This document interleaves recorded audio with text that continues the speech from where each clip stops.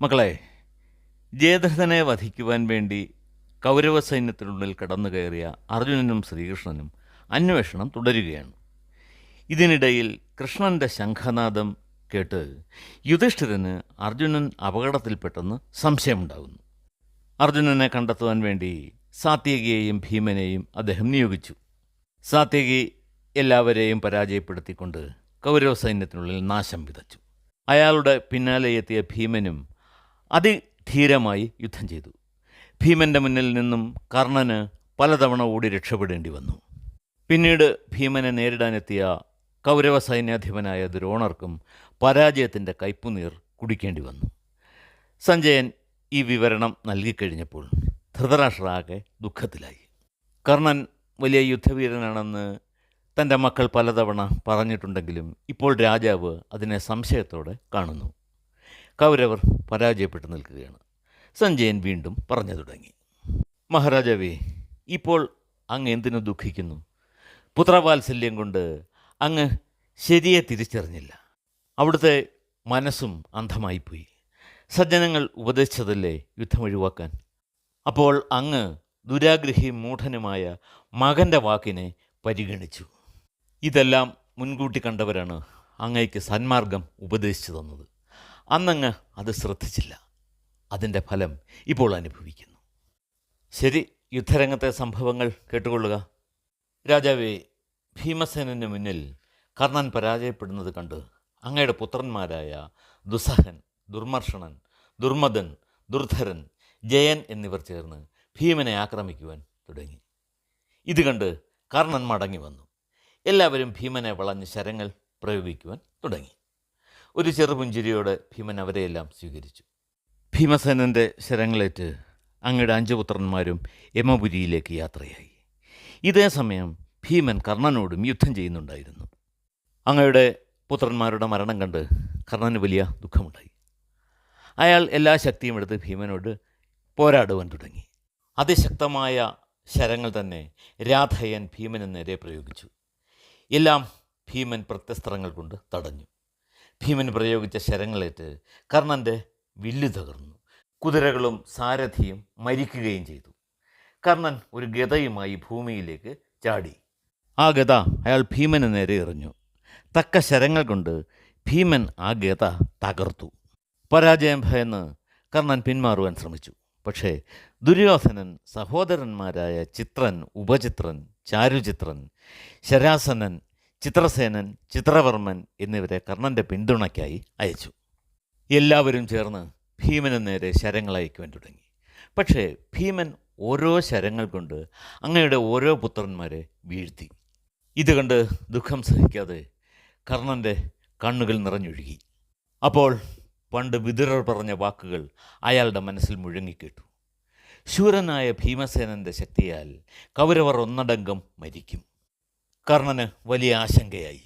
അയാൾ വർദ്ധിച്ച ക്രോധത്തോടെ ഭീമന് നേരെ വീണ്ടും യുദ്ധം തുടങ്ങി. അസ്ത്രസാമർഥ്യം മുഴുവൻ കർണൻ ഭീമൻ്റെ മേൽ പ്രയോഗിച്ചു. ഭീമനും തത്തുല്യമായി തന്നെ പൊരുതി. കൗരവപക്ഷത്തെ മഹാരഥന്മാർ പോലും ഭീമൻ്റെ കഴിവിനെ പുകഴ്ത്തി.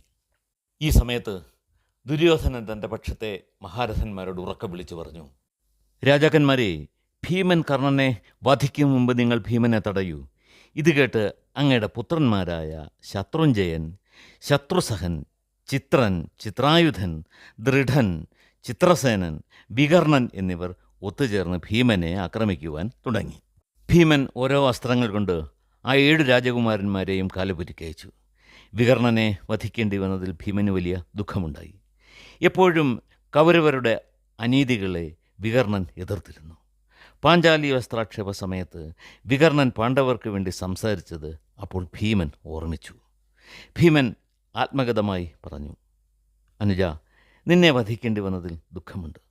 പക്ഷേ ധൃതരാഷ്ട്രപുത്രന്മാരെ എല്ലാം വധിക്കുമെന്ന് ഞാൻ ശപഥം ചെയ്തിരുന്നു. നീ ഞങ്ങളുടെ നന്മയെ ആഗ്രഹിച്ചിരുന്നുവെന്ന് എനിക്കറിയാം. എന്തു ചെയ്യാം, യുദ്ധം ഒരു ക്രൂരമായ കർമ്മമായി പോയി. രാജാവേ, അതിനുശേഷം ഭീമൻ ഒരു ഗർജനം പുറപ്പെടുവിച്ചു. അത് കേട്ട് കൗരവർ വിറച്ചുപോയി. ഭീമൻ്റെ വിജയശബ്ദം കേട്ട് യുധിഷ്ഠിരൻ ആഹ്ലാദിച്ചു. രാജാവേ, അങ്ങയുടെ 31 പുത്രന്മാരെ ഭീമൻ വധിച്ചു എന്നറിഞ്ഞ ദുര്യോധനൻ വിതുരരുടെ പ്രവചനം ഓർമ്മിച്ചു. ചൂതുകളി നടക്കുമ്പോൾ പാഞ്ചാലിയോട് മറ്റൊരാളെ ഭർത്താവായി സ്വീകരിച്ചു കൊള്ളാൻ പറഞ്ഞ വാക്കുകൾ സഹോദരന്മാരുടെ മരണത്തിലൂടെ തന്നെ പ്രഹരിക്കുകയാണെന്ന് അയാൾക്ക് ബോധ്യമായി. രാജാവേ, അന്ന് വിദുരർ അങ്ങയോട് അപേക്ഷിച്ചിട്ടും അങ്ങ് ചെവിക്കൊണ്ടില്ല.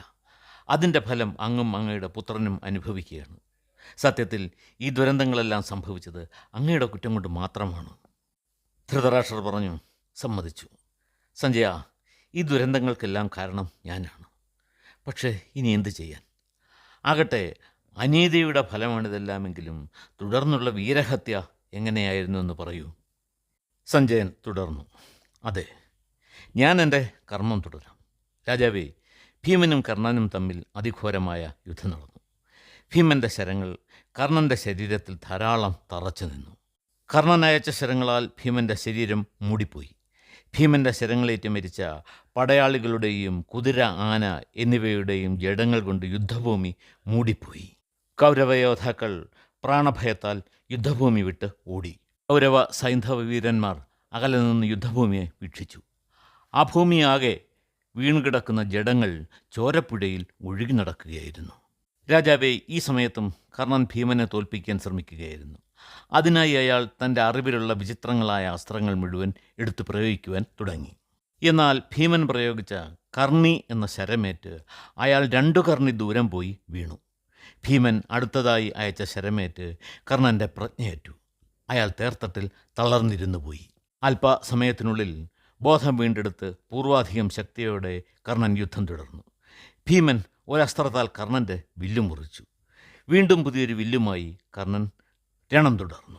പക്ഷേ ആ വില്ലും ഭീമൻ തകർത്തെറിഞ്ഞു.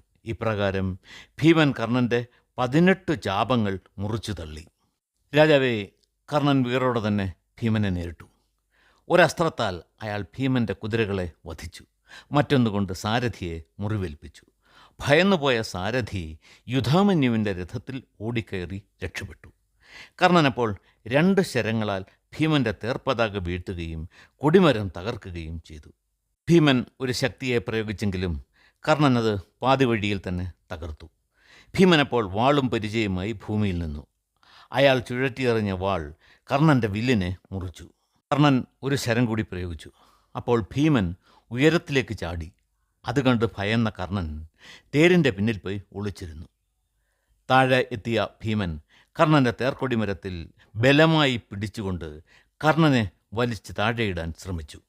ഭീമൻ്റെ അവനാഴിയിൽ ഒരൊറ്റ ശരം പോലും ബാക്കിയുണ്ടായിരുന്നില്ല. അതിനാൽ അയാൾ ഒരു ചത്ത ആനയുടെ ജഡമെടുത്ത് കർണന് നേരെ എറിഞ്ഞു.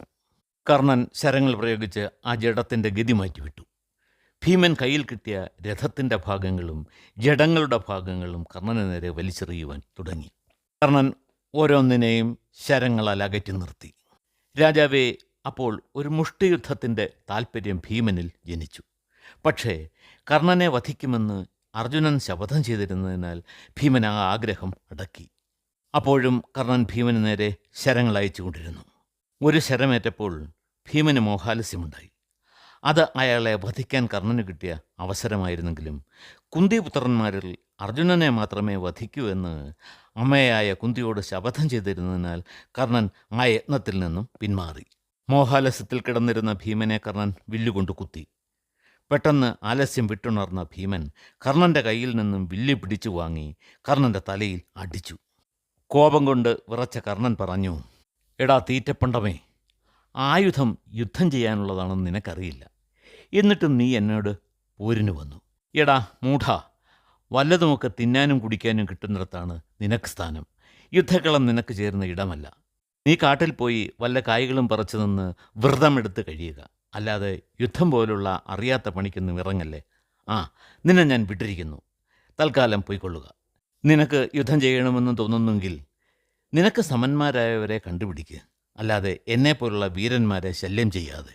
ഈ ആക്ഷേപവാക്കുകൾ കേട്ട് ഭീമൻ അടിമുടി വിറച്ചു. എടാ വിഡ്ഢി, വെറുതെ പൊങ്ങച്ചം പറയാതെ ഞാൻ നിന്നെ എത്ര തവണ ഇവിടെ നിന്നും തോൽപ്പിച്ചോടിച്ചു. എന്നിട്ടും ലജ്ജയില്ലാതെ വീമ്പിളക്കുന്നു. എടാ, വിജയവും തോൽവിയുമൊക്കെ സാധാരണമാണ്. ദേവേന്ദ്രൻ പോലും എത്ര തവണ തോറ്റിരിക്കുന്നു. നിനക്ക് ധൈര്യമുണ്ടെങ്കിൽ എന്നോടൊരു മല്ലയുദ്ധം നടത്തും.